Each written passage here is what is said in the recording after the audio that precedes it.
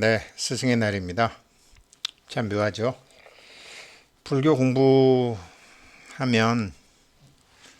정말 늙지 않고요. 아프지 않고요.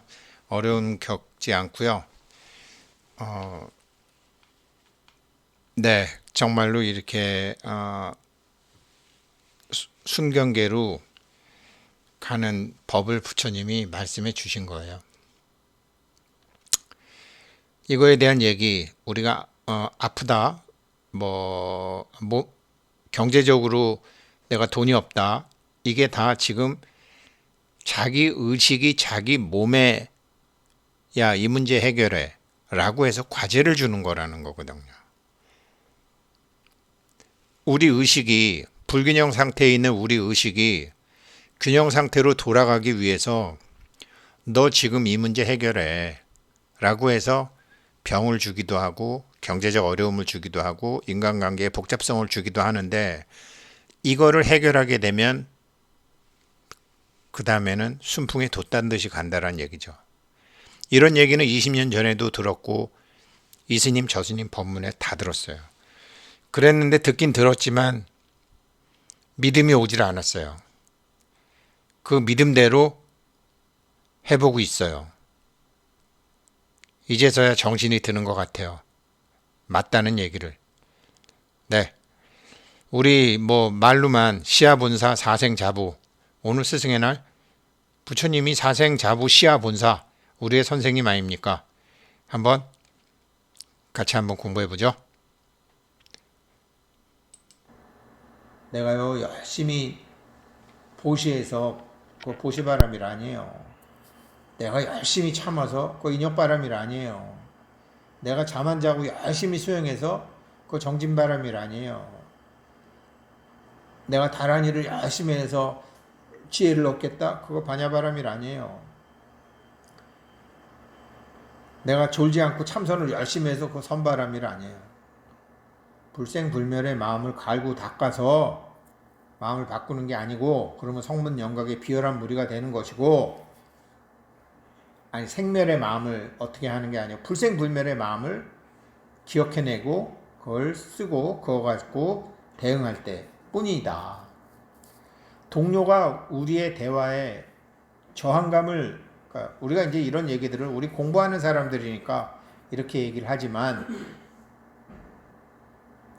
아까처럼 저처럼 이제 홍 회장, 박 회장, 그다음에 공영토건 이렇게 네 명이 있으면서, 박 회장하고 저하고는 최근에 이런 얘기를 많이 했으니까 아무런 상관이 없는데, 홍남표나 그런 이경훈이 이렇게 있는 데서 이런 얘기를 하면 그 사람들은 저항감을 느끼죠, 당연히.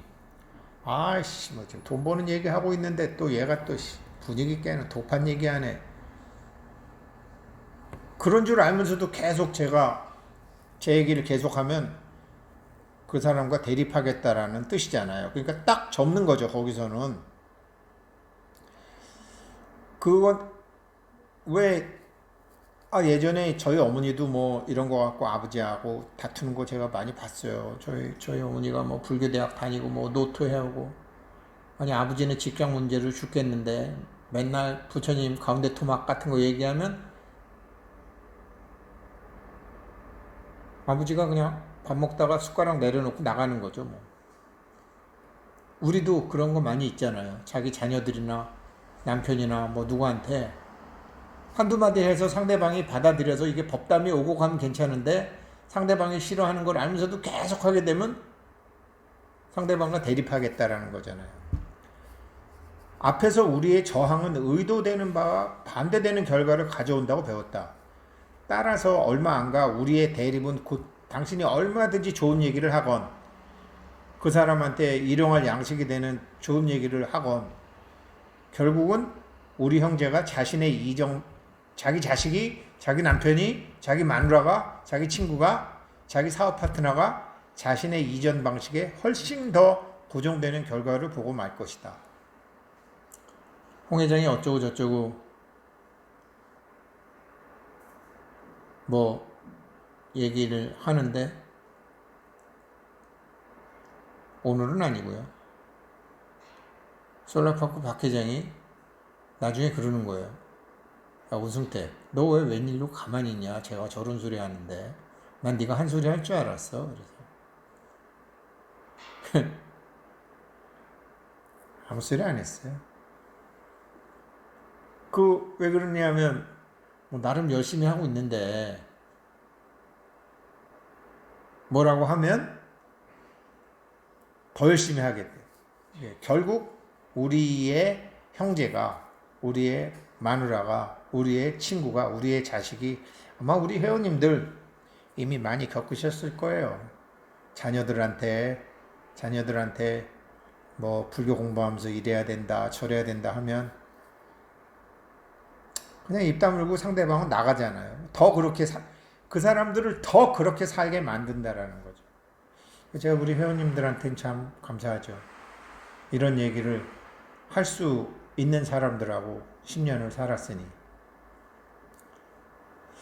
말하자면 우리는 그 육신 자아를 그의 참 나와 통일시키도록 도운 게 아니라 그를 더 고립시킨 것이다.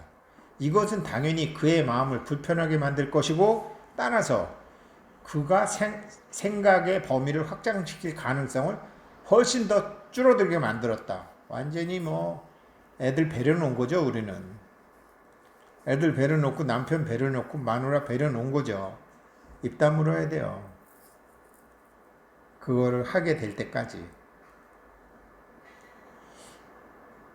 저는 제가요 2003년도에 금강경을 쓰고 난 다음에 주변에 잡놈들이 싹 없어졌다고 제가 생각했는데 생각해보니까 잡놈들이 나를 버린 것이었어. 근데 뭐 잡놈 아닌 놈들이 있나? 다 잡놈이지. 아니 월급쟁이가 그렇게 살아서 되겠어요? 그러고 사는데 뭐 갑자기 텔레비 나가고 어쩌고 저쩌고 교수하고 하니까 됐지만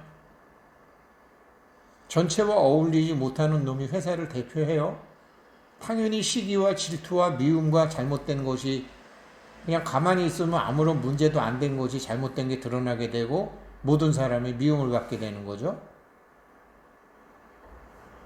그걸 제가 뒤늦게 깨닫고 요즘 와서 몇 년 전부터 당구 모임도 열심히 가고 골프 모임도 열심히 가고 산악 모임도 가고 하면서 하는데 친구들이 이제 세월이 지나니까 그래요.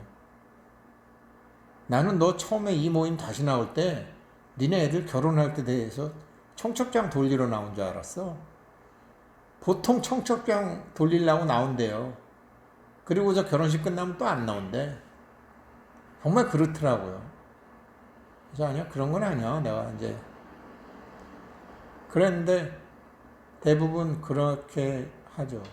그러니까 제가 아주 우리도 잘못 사는 사람들 많아요. 이런 시각에서 볼 때 제자들을 모으기 위해 위대한 지혜를 내세우면서 사과상자 위에 올라가는 것은 결국 참된 인식이 아니라 잘못 이끌린 마음을 증언할 뿐이다. 어울리지 못하는 도인들은 그거 잘못 어울리지 못하는 도 공부하는 사람들은 다 증상만이에요. 사과상자 위에 올라간다면 그래 제가 그랬던 것 같아요. 그리고 주변에 많은 사람들이 그러고 있는 거를 보고 있는 거죠. 사람들이 우리의 새로운 야 최기업 잘 알겠지? 이런 독 공부하면은 친구들이나 주변 사람들한테 정성을 2배 베풀어야 돼. 상갓집도 2배 열심히 가고 2배 열심히 못 가려면 조의금 2배 보내고 축의금 2배 보내고 해야지 간신히 본전돼. 어쩌다가 나와서 뜬금없는 소리나 하고 그러면 너무 힘이 없어져. 나는 그와 아주 잘못 살았어. 사람들이 우리의 새로운 시각을 이해하지 못할 때 이따금 몹시 외로운 느낌을 가질 수도 있다. 그릇된 인식에서 참된 인식으로 바로잡은 사람을 오히려 틀렸다고 그 사람들이 우리를 여기는 건 당연한 일이다. 상황을 제대로 보고 있다고 여기는 그릇된 인식으로서는 그럴 수밖에 없다. 우리가 맞다고 보니까. 우리는 앞에서 자기 꿈이 진짜라고 믿는 사람은 실체를 오히려 꿈으로 볼 수밖에 없다고 말했다. 이 때문에 깨어나는 영혼의 입장은 등산가와 비슷하다. 산을 오르려는 사람은 북적대는 계곡을 뒤로 하고 떠나야 한다. 그는 많아야 2-3명의 동료 등산가들과만 동무하여 산을 올라갈 것이다. 올라갈수록 그의 시야는 더욱 넓어지지만 계곡과는 더 멀어진다. 아마 그는 한동안 몹시 외로움을 느낄 것이다. 하지만 이것은 그가 자신의 방식을 동료 인간들에게 계속 인정받지 않고서도 혼자 힘으로 서는 걸 배워가고 있다는 뜻이니 그래도 상관없다.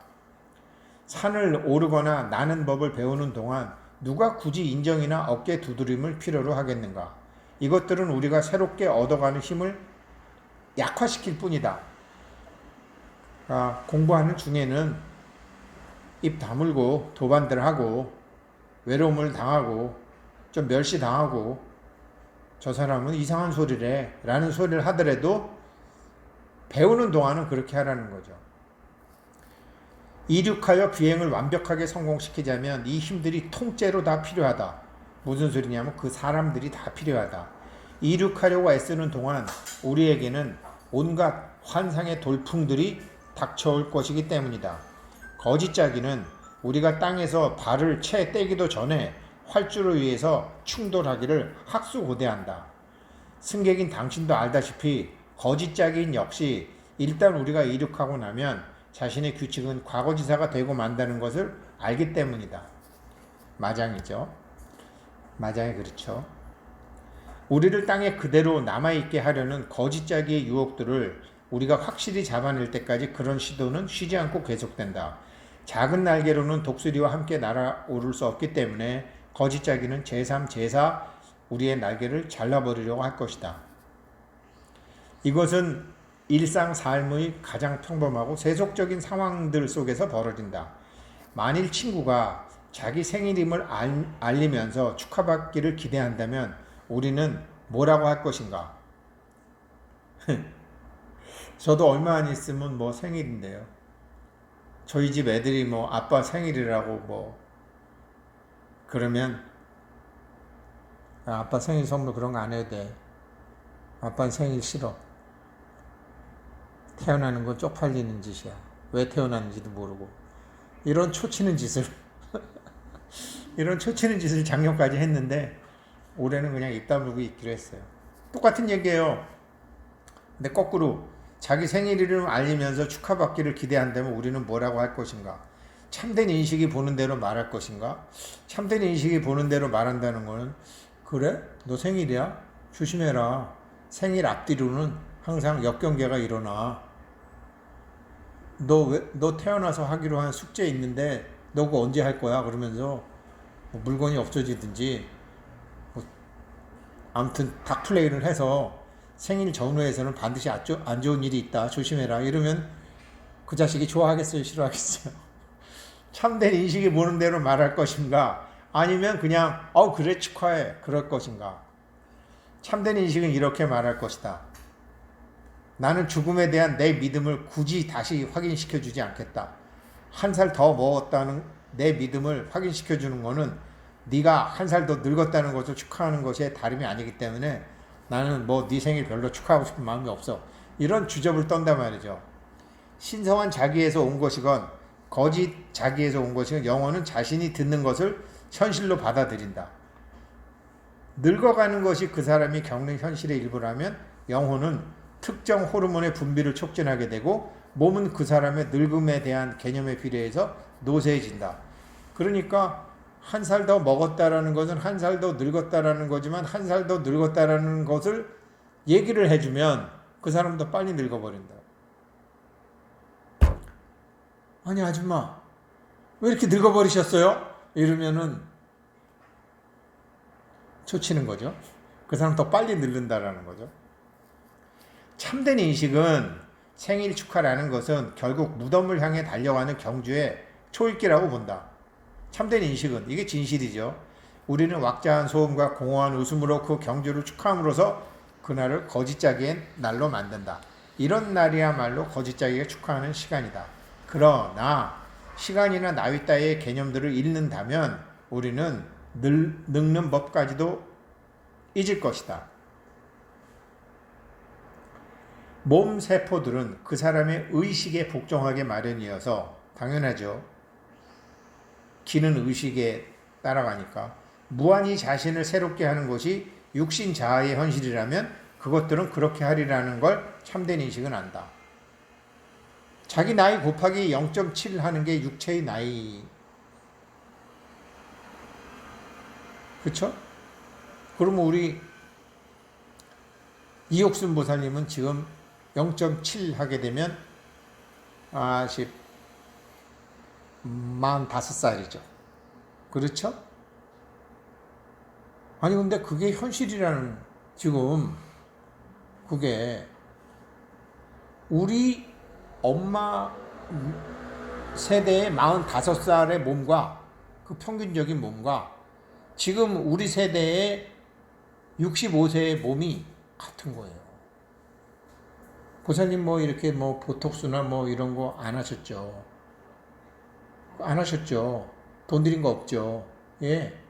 그 보살님 어머니 45살이나 보살님 65세 허리나 관절이나 세포나 통계적으로 그렇다는 거예요. 가만히 생각해 보니까 맞는 것 같아요.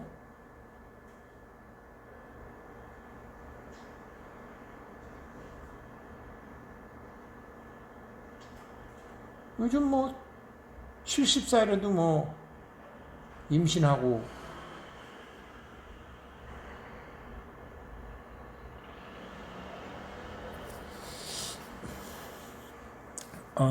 예, 그렇게 돼 있다. 왜 그러냐면 세포들은 그렇게 믿으면 그렇게 되니까. 참된 인식은 달력을 발명하기 전에 인류의 평균 수명을 떠올릴 것이다. 그건 500살 이상이었다. 그렇죠? 이게 우리나라 역사책에 남아 있고 노아의 방주도 노아가 800살 때 아기 낳던가? 에이, 내가 무슨 아기를 낳아? 그래갖고 노아가 난 게 800살일걸요? 그래서 1200살까지 아기를 낳아요, 노아가. 우리도 환인시대 배달국이 3000년인데 임금이 7이에요. 아니 어떻게 3000년 동안 임금이 7명밖에 안 되는 거야? 비슷하죠? 500살. 그랬었다는 거 아니에요. 영혼은 주름살을 갖지 않는다. 굳이 뭔가를 해야 한다면 참된 인식은 쉽게 이행할 수 있도록 생일을 거꾸로 계산할 것이다. 이제 그것은 죽음이 아니라 탄생 쪽을 향하게 된다. 꿈에서 벗어나 현실로 태어나는 것이 그 세포의 방향이 되는 것이다. 하지만 설사 어쩌다가 자신이 늙어가는 것을 알아차리더라도 자신을 책망할 필요는 없다. 시간은 슬퍼하기 위해서가 아니라 날기 위해서 존재하지만 우리가 3차원의 물질 영역으로 오는 목적 자체가 한계를 체험하는 데 있기 때문에 그런 건 아무래도 상관이 없다. 게다가 지금 우주의 계절은 새 생명을 펼치고 터뜨리는 봄이다. 일직선 사고방식을 보여주는 이 생일 사례는 깨어나는 자들이 직면해야 할 환상의 밀물과 썰물이 어떤 것인지를 보여준다. 만약 현명한 사람이라면 그는 그 물결을 탈 것이다. 그리고 이런 식으로 저항하지 않으면 환상의 물결은 그를 솟구치게 할 열풍으로 바뀔 것이다. 네, 오늘은 여기까지인데 오늘 스승의 날 정말 시아본사 우리 부처님께서 하신 말씀도 이런 얘기예요. 그리고 지금 이제 제가 3377에서 계속하는 것은 뭐든지 저항하면 우리의 의도와는 달라진다. 늙지 않으려고 저항하죠. 아프지 않으려고 저항하죠. 싸우지 않으려고 저항하죠. 아무튼 우리가 피하고 저항하는 것은 결국은 피하고 싶은 것, 저항하고 싶은 것, 원하지 않았던 것을 더 강화시킨다. 그러면 어떻게 하라는 말이냐? 우리가 원하지 않는 것의 실체를 알아가지고 그 실체에 속지 않는 법이죠. 그 공부하시는 겁니다. 그러니까 그러니까 무엇이든지 실체를 알게 되면 그때부터는 지혜가 열리는 거죠. 3377 공부하는 동안에 다 열리실 겁니다. 제가 그렇게 열려가고 있으니까요. 고맙습니다.